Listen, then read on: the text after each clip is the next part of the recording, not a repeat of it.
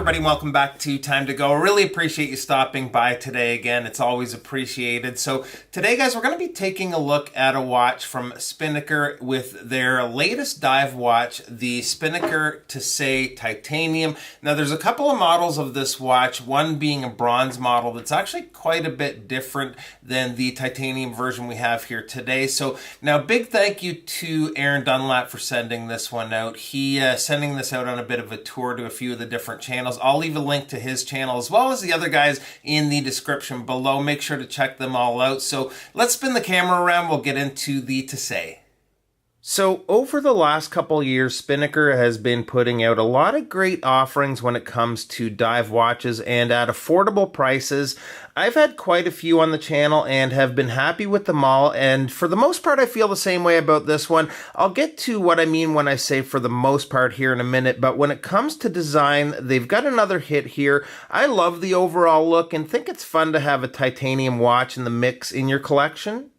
Now, I'll just hit you guys with the numbers on this one, and as far as case size goes, we have a case width of about 43.5 millimeters. Lug to lug is 50.5 millimeters. We have a 22 millimeter lug opening and a thickness of just over 15 millimeters. So pretty chunky when you're looking at the measurements, but it really doesn't feel that big. Even the thickness is a little deceiving with that heavily domed sapphire crystal.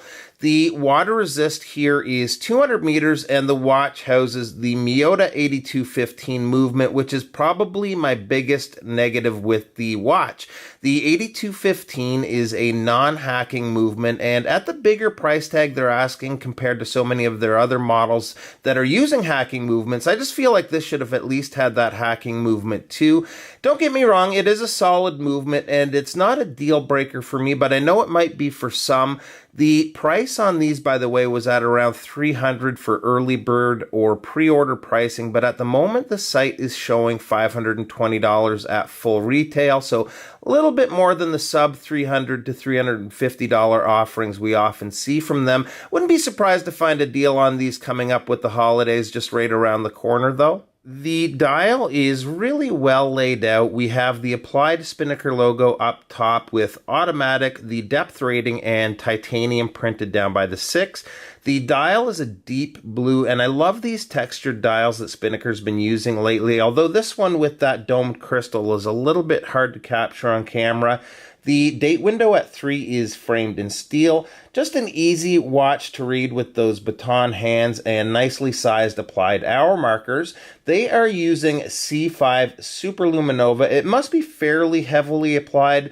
Glows nice and bright. That loomed bezel is always a bonus for me too. The loom does fade a little faster than I'd like, but it's still visible after quite a while. The bezel is a 120 click bezel, and if any of you guys buy this, the action might throw you off a little at first. Feels a little tinny, but I think it's just the nature of the lighter titanium bezel. The bezel has a matte ceramic insert, which I think looks great against the bead blasted titanium. The case is made from grade 5 titanium, pretty uniform finish. We have a nice oversized signed crown here with the Spinnaker Sail logo. There is also the display case back with their custom rotor. It's not the most impressive looking movement, but it's always fun to see the movement ticking away. So let me just pop it on wrist here for a quick second.